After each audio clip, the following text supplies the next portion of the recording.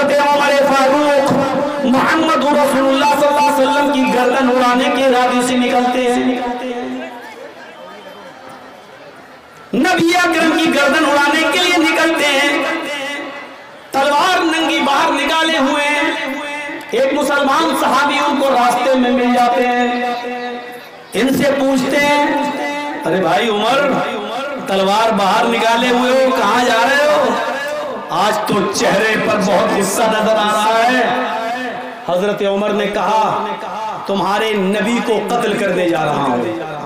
محمد کی گردن کہو صلی اللہ علیہ وسلم, محمد کی گردن اڑانے کے لیے جا رہا ہوں. کہا اچھا؟ کہا 39 آدمی مسلمان ہو چکے ہیں, اب میں 40واں شخص مسلمان نہیں ہونے دوں گا. بہت ہو گیا, پانی حد سے زیادہ چڑھ گیا. اب محمد کو ہی قتل کر دوں گا, نہ رہے گا بانس نہ بجے گی بانسری. اس آدمی نے کہا محمد رسول اللہ کو بعد میں قتل کرنا. یہ صحابی تھے. کہا کہ نبی کو بعد میں قتل کرنا ہی ہے تو پہلے اپنی بہن اور اپنے بہنوئی کو قتل کرو. جا کر دیکھو تمہاری بہن بھی مسلمان ہو چکی ہے اور تمہارا بہنوئی بھی اسلام لا چکا ہے, ایمان قبول کر لیا. حضرت عمر نے کہا کیا کہہ رہے ہو؟ میری بہن اور میرے بہنوئی نے ہو ہی نہیں سکتا. عمر کا ڈر ان لوگوں کو کبھی مسلمان ہونے نہیں دے گا. جاؤ پہلے پتہ لگاؤ. حضرت عمر نے اپنا رخ محمد رسول اللہ کی طرف سے موڑ کر ان کی طرف کر لیا. دروازہ کھٹکھٹایا تو کیا دیکھتے ہیں کہ گھر میں قرآن کی تلاوت ہو رہی ہے. دروازہ بہنوئی نے کھولا تو کیا دیکھتے ہیں کہ میری بہن قرآن کی تلاوت کر رہی ہے. حضرت عمر نے کہا یہ کیا پڑھ رہی ہے؟ انہوں نے قرآن چھپا لیا. صحیح بتاؤ کیا پڑھ رہی تھی؟ بہنوئی آ گئے. کہا ایسا ہے عمر, ہم لوگوں نے اسلام قبول کر لیا ہے, ایمان لے آئے ہیں. اتنا سننا تھا کہ ڈنڈے لاٹھی اٹھائی اور اپنے بہنوئی کو پیٹنا شروع کر دیا. عمر فاروق کی بہن نے اپنے پتی کو اپنے ہسبینڈ کو پیٹتے ہوئے دیکھا تو وہ بچانے آئی تو ان کو بھی پیٹنا شروع کر دیا, لہو لہان کر دیا. غور کرو وہ عمر جس سے پورا مکہ کانپتا تھا, مدینہ کانپتا تھا, جس سے قیصر و کسریٰ کی حکومتیں لرزہ برندام تھی, یہ عمر جب اپنے بہن اور بہنوئی کو پیٹتے پیٹتے تھک گیا اور بہن کے جسم سے خون بہنے لگا تو بہن کھڑی ہو کر للکارتی ہے اے عمر. حضرت عمر نے کہا آج میرا نام لے رہی ہے تو, نام لے رہی ہے میرا؟ ہاں, اب تو بھائی کہلانے کے لائق نہیں رہا. اب میں نے تیرا نام لیا ہے, کیوں نہ لوں تیرا نام؟ کہا بہن آج تک تو نے مجھے بھائی کے نام سے پکارا بھائی, اور آج عمر کہہ رہی ہے اتنی جرأت. بہن کہتی ہے عمر سن, میں اسلام لے آئی, ایمان لے آئی, میرے ساتھ میرے شوہر بھی اسلام لے آئے, ایمان لے آئے. اب میری آخری بات سن لے, کتنا بھی پیٹ لے, کتنا بھی مار لے, میری گردن کاٹ دے اور میرے جسم کے ٹکڑے ٹکڑے کر دے.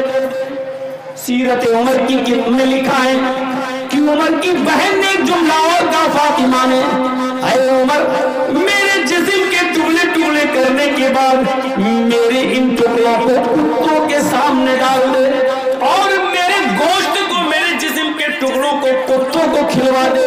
یہ سب کروانا مجھے منظور ہے, لیکن ایمان سے بھٹ جاؤں یہ مجھے منظور نہیں ہے. میں ایمان لا چکی ہوں, اب اس کو میں نہیں چھوڑ سکتی. عمر کے سامنے تلوار اور ڈنڈوں کے سامنے وہ کھڑی ہو گئی اور بہنوئی بھی کھڑے ہو گئے. میں پوچھنا چاہتا ہوں وہ عمر جس سے زمانہ کانپتا تھا لیکن اس کی بہن عمر کا مقابلہ کر رہی ہے, بہن میں وہ کون سی طاقت تھی اور یہ طاقت کس چیز کی تھی جس نے عمر کے سامنے اس کی بہن کو لا کر کھڑا کر دیا ہے؟ یہ کیا طاقت تھی؟ جب عمر کی بہن کے اندر ایمان جاگ گیا, اس نے سمجھ لیا, اور جب ایمان کی طاقت اس کے اندر آ گئی تو وہ نہ عمر کے ڈنڈوں سے ڈر رہی ہے تلوار سے ڈر رہی ہے، نہ عمر کے غصے سے ڈر رہی ہے۔ جیسے ایک پولیس والا جب جان لیتا ہے کہ گورنمنٹ ہمارے ساتھ ہے تو وہ کسی سے نہیں ڈرتا ہے، اسی طریقے سے اس بہن نے جان لیا کہ ایمان میری رگوں میں دوڑ رہا ہے، اللہ میرے ساتھ ہے، تو پھر اس کے دل سے خوف نکل گیا، اس کے دل سے ڈر نکل گیا۔ اب مجھے ڈرنے کی ضرورت نہیں ہے کیونکہ ایمان میری رگوں میں دوڑ رہا ہے۔ جس کے اندر جتنا مضبوط ایمان ہوگا اس کی عمارت اسلام کی اتنی مضبوط ہوگی۔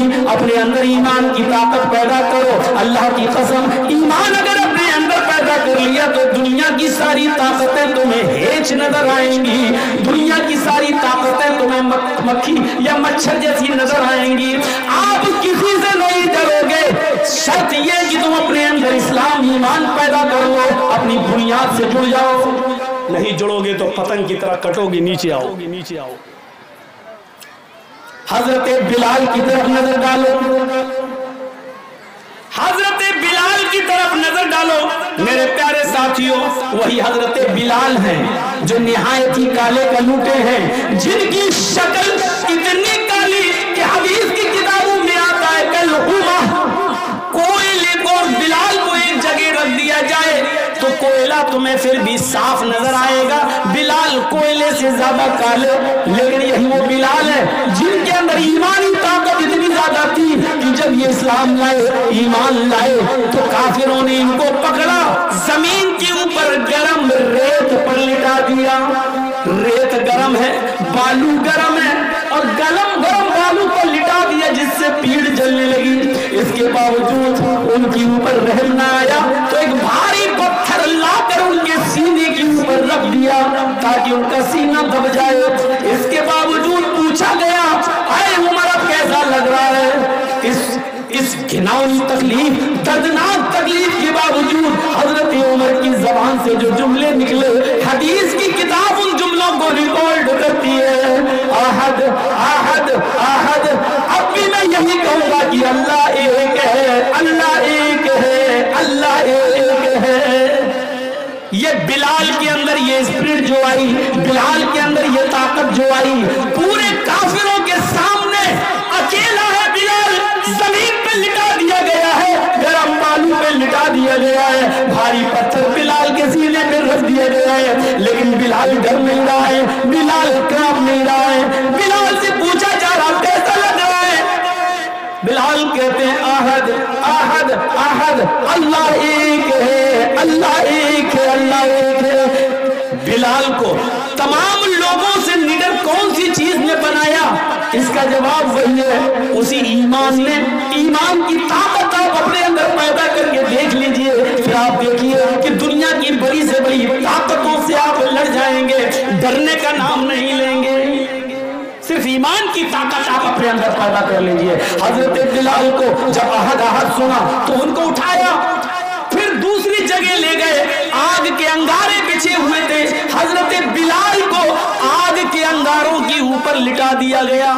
سننا بہت آسان ہے، سن لو گے، آگ کے انگاروں پر لٹا دیا جائے، سننا بہت آسان ہے، لیکن ایک انگارہ اپنے ہاتھ پر، آگ کا ایک انگارہ اپنے ہاتھ کی ہتھیلی پر لے کر دیکھو، آپ کو پتہ چل جائے۔ حضرت بلال دیکھ رہے ہیں، جانتے بھی ہیں آگ پر لیٹیں گے تو انجام کیا ہوگا۔ آگ پر لٹا دیا گیا، ان انگاروں سے چربی پگھل گئی، پیٹ پگھل گئی، چربی کی پیٹ کی چربی سے آگ اور بھڑک رہی ہے، بجھنے کا نام نہیں لے رہی ہے۔ اب پوچھا گیا بلال اب کیا کہتے ہو؟ کیا ایمان چھوڑا؟ ایمان سے رشتہ توڑا؟ بلال آگ کے انگاروں پر لیٹے ہوئے اور چیخ رہے ہیں اللہ احد اللہ احد اللہ احد، اللہ ایک ہے، اللہ ایک ہے، اللہ ایک ہے۔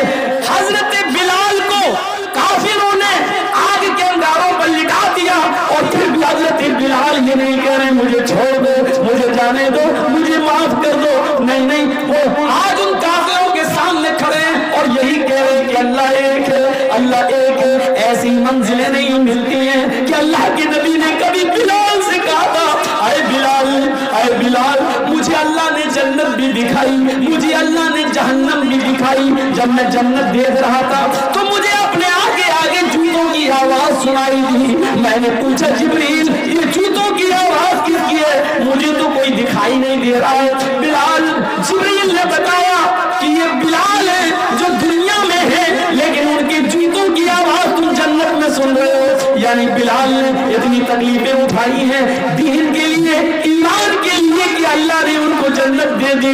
اے محمد صلی اللہ علیہ وسلم، دنیا میں جانا اور بلال سے کہہ دینا کہ اللہ نے تمہیں جنت دے دی، تمہاری جوتوں کی آواز میں سن کے آیا ہوں۔ یہ ایمان کا رزلٹ ہے، یہ ایمان کا نتیجہ ہے۔ ہم اپنے اندر پہلے ایمان پیدا کر لیں اور پھر دیکھیں۔ میرے بھائیوں، میں نے شروعات کہاں سے کی ہے؟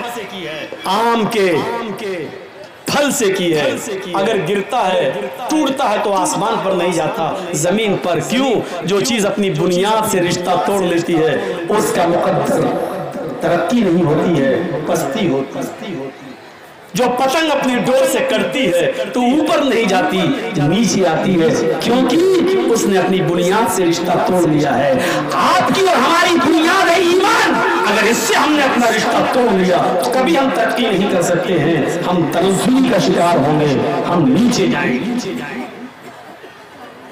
خالد ابن ولید نے ایک جنگ کے اندر 9 تلواریں توڑ ڈالی، ہاری ہوئی جنگ کو جیت میں بدل دیا۔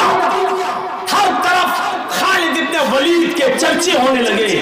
واہ کیا لڑا خالد، کیا لڑا خالد، واہ خالد ابن ولید۔ حضرت عمر فاروق کو جب پتا چلا کہ لوگوں نے حضرت خالد ابن ولید کی تعریفیں کرنا شروع کر دی تو حضرت خالد ابن ولید کو سپہ سالاری کے عہدے سے ہٹا دیا، کمانڈر ان چیف کے عہدے سے ہٹا دیا۔ اچھا ایک بات بتائیے، ہم اچھا کام کریں گے تو ہمارا پروموشن ہونا چاہیے یا ڈیموشن ہونا چاہیے؟ پروموشن ہونا چاہیے۔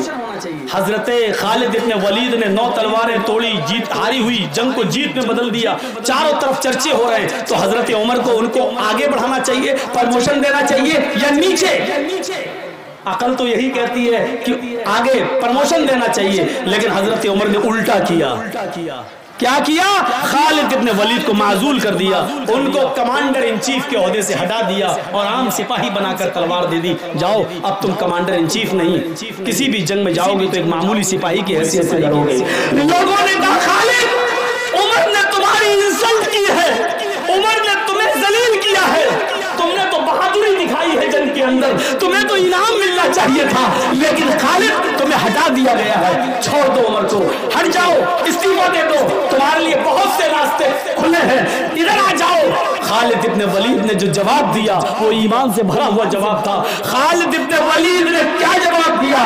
نحنو نقاتل فی سبیل اللہ ولا نقاتل فی سبیل عمر۔ ہم جو جنگ لڑ رہے تھے وہ اللہ کے راستے میں لڑ رہے تھے، عمر کے راستے میں نہیں لڑ رہے تھے۔ ہم نے جنگ اللہ کے لیے لڑی ہے، عمر کے لیے نہیں ہے۔ ہم معمولی سپاہی بن کر بھی ہم جہاد کریں گے لیکن عمر کے لیے نہیں، عمر کے رب کے لیے کریں گے۔ میرے بھائیوں، یہ اسلام تھا، یہ ایمان تھا اس زمانے کے صحابہ کے اندر۔ تم تو اپنے بھولے بھالے جو دور سے آئے ہیں، یہ مسلمان بھائی جو سننے کے لیے آئے ہیں، تم ان کو تکلیف دینے کے لیے ان کے سامنے کھڑے ہو گئے ہو، تم ان کے لیے مصیبت بنے ہو، تم اپنے بھائیوں کو راستہ نہیں دے سکتے ہو، ان کے لیے بیٹھ نہیں سکتے ہو، تم اسلام کے لیے اپنی جان کی قربانی کیا دو گے؟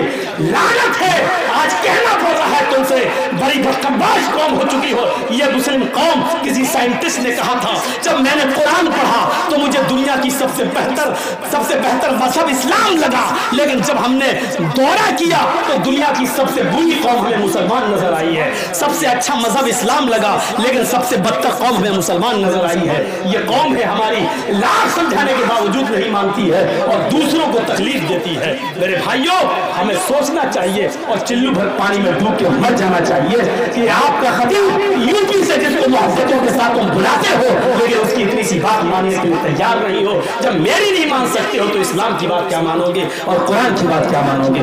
میرے بھائیوں، اس سے زیادہ میں کچھ نہیں بولوں گا، کچھ نہیں کہوں گا۔ زیادہ سے زیادہ اتنا باقی رہ گیا ہے کہ میں اپنا دامن اٹھا کر بھیک مانگ لیتا ہوں آپ سے کہ اللہ کے واسطے بیٹھ جاؤ۔ اب اس سے زیادہ ذلیل کر کے مت دکھائیے مجھے، میں نے بھیک مانگ لی ہے آپ سے۔ میں نے دامن اٹھا لیا آپ کے سامنے، اب اس سے زیادہ ذلیل مت کریے گا مجھے، بیٹھ جائیے بس، اس سے زیادہ ہم کچھ نہیں کہیں گے۔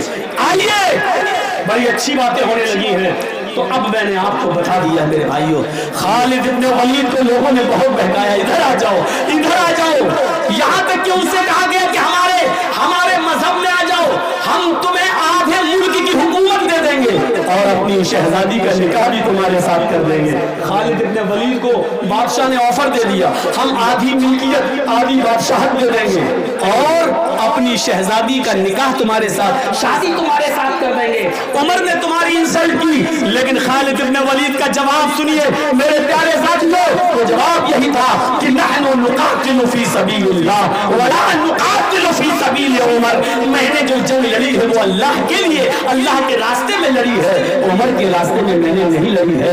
عمر نے مجھے گورنری یا صرف کمانڈر ان چیف کے عہدے سے ہٹایا ہے، سپاہی تو ہوں میں، ایک معمولی انسان ہو کر بھی میں لڑوں گا، اور جو کام میں نے کمانڈر ان چیف کی شکل میں کیا اس سے بڑھ کر کام ایک معمولی سپاہی کی حیثیت سے میں کروں گا، کیونکہ میں عمر کے لیے نہیں لڑ رہا ہوں، عمر کے رب کے لیے لڑ رہا ہوں۔ میرے پیارے ساتھیوں، یہ جذبہ ہونا چاہیے ہمارے اور آپ کے اندر، ایمان کا۔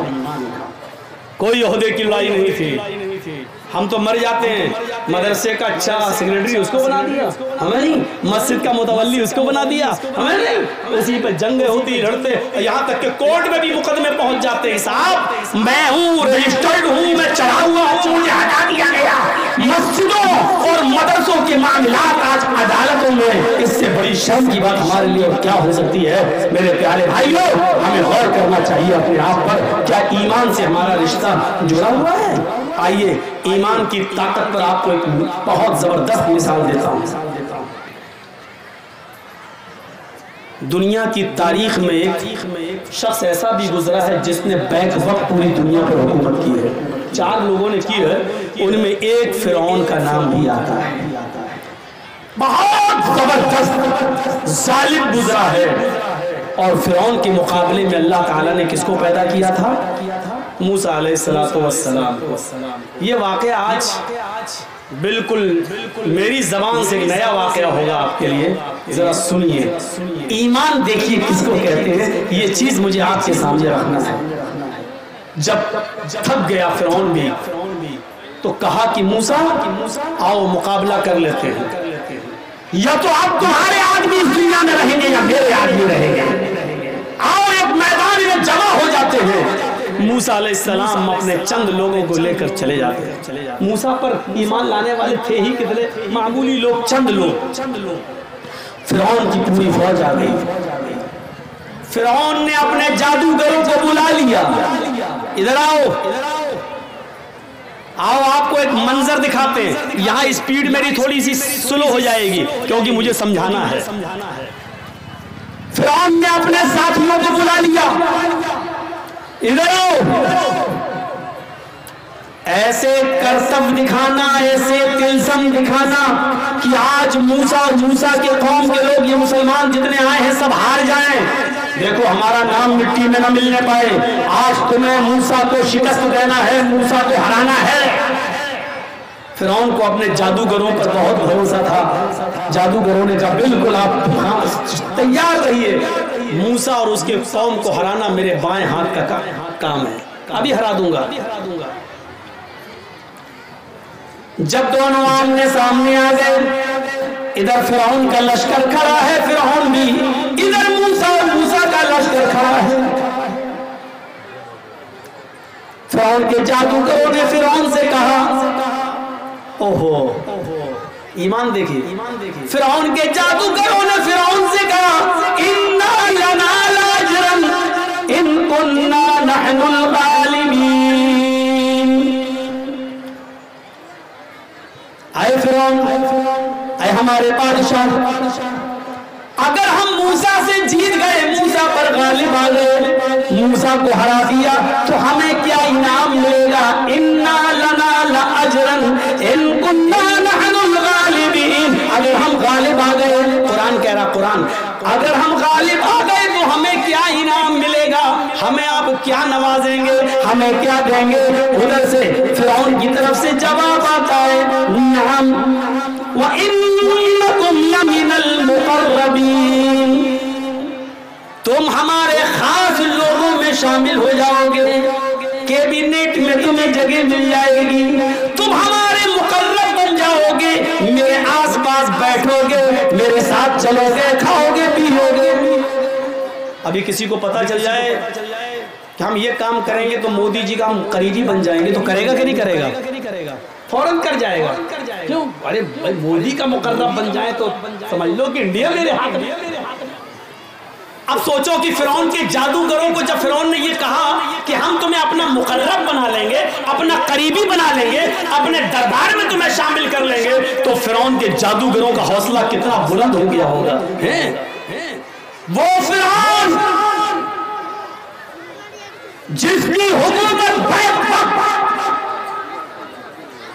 آدھی دنیا سے زیادہ حصے پر رہی ہو، اس کا قریبی ہو جانا کتنے بڑے کمال کی بات تھی۔ بس شروع ہو گیا مقابلہ فرعون کے جادوگروں نے۔ اے بیٹا کمر میں درد ہو رہا ہے، بیٹھ جاؤ۔ ابھی تو کمر سے کام ہی نہیں لیا، درد ہو گیا۔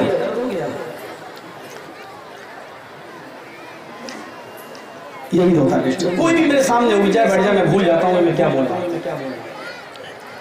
تو سنو، شروع ہو گیا مقابلہ۔ اب مقابلہ جب شروع ہوا تو فرعون کے جادوگروں نے کیا کیا؟ اپنی رسیاں نکالی اور پھینک دی۔ وہ رسیاں چلنے لگیں، سانپ کی طرح رینگنے لگیں۔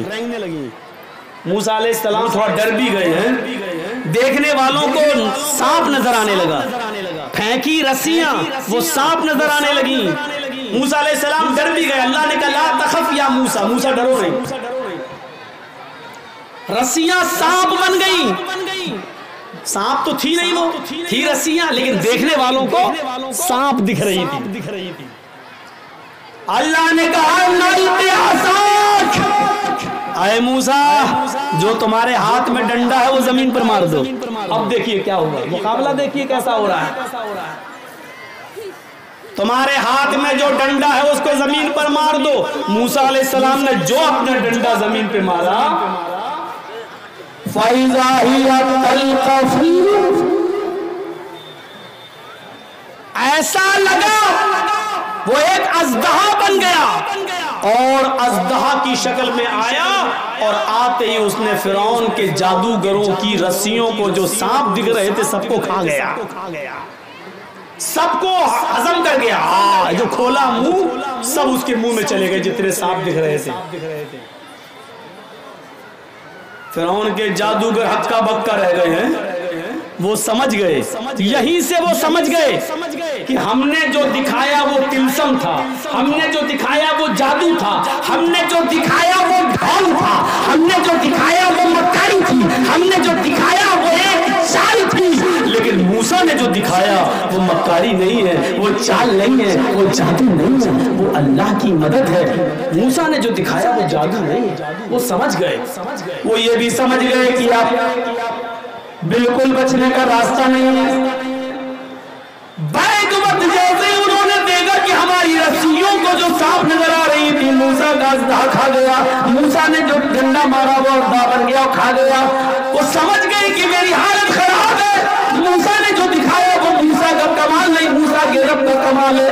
ابھی تو وہ فرعون سے مانگ رہے تھے کہ کیا ہمیں کیا انعام دو گے، ہمیں کیا روپیہ پیسہ دولت زمین و جائیداد کیا دو گے، ابھی تو وہ یہ مانگ رہے تھے۔ لیکن جیسے ہی دیکھا کہ فرعون کی جادوگروں کی رسیوں کو جب موسیٰ کے اژدہے نے کھا لیا تو وہیں سے چیخ پڑے آمنا برب العالمین رب موسیٰ و ہارون۔ فرعون کے سامنے چیخ پڑے ہم ایمان لے آئے رب العالمین پر، ہم اللہ رب العالمین پر ایمان لائے، ہم اس رب پر ایمان لائے جو موسیٰ کا رب ہے، جو ہارون کا رب ہے۔ آمنا برب العالمین، ہم ایمان لائے رب العالمین پر، رب موسیٰ و ہارون، موسیٰ کے رب پر، ہارون کے رب پر۔ ایک جملہ یاد رکھنا، کیا لائے؟ ایمان۔ ابھی تک کافر تھے، اب ایمان لائے۔ اب ہم آپ کو دکھاتے ہیں ایمان جب لے آئے, بنیاد سے جب جڑ گئے, تو ایمان لانے کے بعد ان جادوگروں کی طاقت کا حال دیکھیے کیا ہوتا ہے. ابھی تک ایمان نہیں تھا تو رسی کو سانپ بنا رہے ہیں, ایمان جب پیدا ہو گیا ان کے اندر تو اب کیا ہوا؟ فرعون نے دیکھا یہ تو پانسا ہی الٹ گیا ہے, ہم تو لائے تھے موسیٰ کے خلاف, یہ سب ہمارے خلاف ہو گئے, اب کیا ہوگا؟ اب کیا ہوگا؟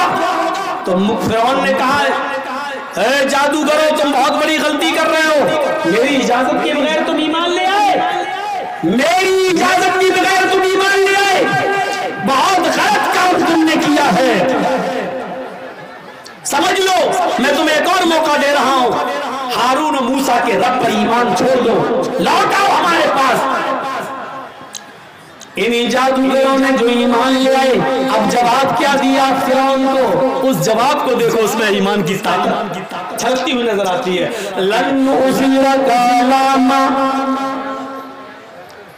آئے فرعون اب ہم تم کو ترجیح نہیں دے سکتے, اب ہم تم کو فوقیت نہیں دے سکتے.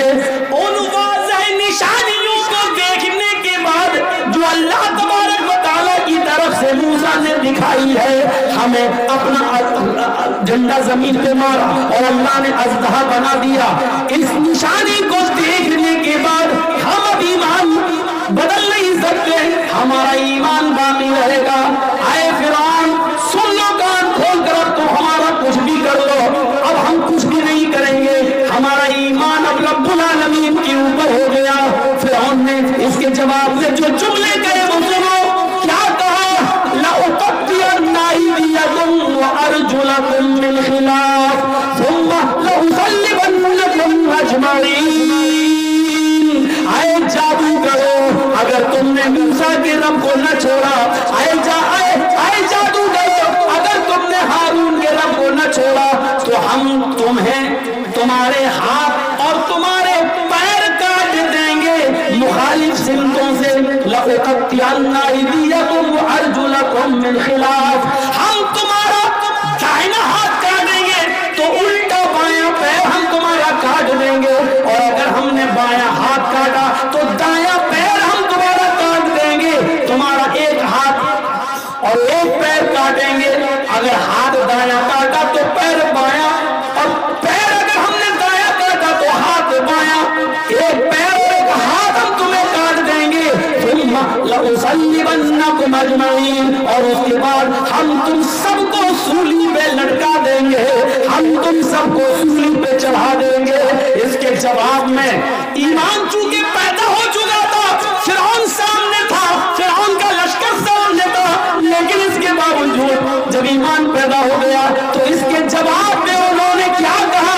فرعون کے جادوگروں نے جو ایمان لائے کیا کہا؟ فقضی ما انت قاضی, فقضی ما انت قاضی. اے فرعون تجھے جو کرنا ہے کر, میرا ہاتھ کاٹنا ہے کاٹ, میرا پیر کاٹنا ہے کاٹ, مجھے سولی پہ چڑھانا چڑھا دے, مجھے پھانسی دینا پھانسی دے دے. انت قاضی, تو قاضی ہے, تو جج ہے, تو جو چاہے کر, تجھے اختیار کر لے, لیکن اتنا یاد رکھنا انما تقضی هذه الحیات الدنیا, تو صرف دنیا کی زندگی کا فیصلہ کر سکتا ہے, آخرت کی زندگی کا فیصلہ تو نہیں کر سکتا. آخرت میں تو میرا رب میرے ساتھ ہے ہی, اس لیے تجھے دنیا میں جو کرنا ہو کر لے. جو ابھی فرعون کے قریب ہونا چاہتے تھے, فرعون سے انعام مانگ رہے تھے, لیکن موسیٰ پر ایمان لائے, اور ایمان لانے کے بعد ان کی طاقت کا حال یہ ہو گیا کہ نہ وہ فرعون سے ڈرے, نہ فرعون کے لشکر سے ڈرے. فرعون نے ان کا ہاتھ کاٹا کٹوا لیا, ان کا پیر کاٹا کٹوا لیا, ان کو سولی پہ لٹکایا لٹک گئے, لیکن پھر اللہ پر جو ایمان لا چکے تھے اس کو بدلا نہیں. پھر رب موسیٰ اور ہارون کے رب پر ایمان چھوڑا نہیں. ایمان یہ ہوتا ہے, اور ایمان کی طاقت یہ ہوتی ہے. کیا ہمارے پاس ایمان کی طاقت ہے؟ یہ ہم اپنی سوسائٹی پر نظر ڈالیں, ہم اپنے منظر پر نظر ڈالیں, ہم اپنے سماج پر نظر ڈالیں, اور دیکھیں کہ کتنا ایمان ہے ہمارے اندر, کتنے % ہم مسلمان ہیں. ہم اپنی زندگیوں پہ بھی تو نظر ڈالیں. وہ طارق ابن زیاد جس کی تاریخ آپ نے پڑھی ہوگی، وہ طارق ابن زیاد جب بہت سے شہروں کو فتح کرتے ہوئے افریقہ کے جب اسپین کی دھرتی پر پہنچتا ہے، وہ طارق ابن زیاد بہت سے ملکوں کو فتح کرنے کے بعد جب اسپین کی دھرتی پر، اسپین کی سرزمین پر پہنچتا ہے، تو تمام لشکر والوں کا جو طارق ابن زیاد کی فوج تھی، تمام اس فوج کے بارے میں حکم دیتا ہے کہ کشتیوں میں آگ لگا دو۔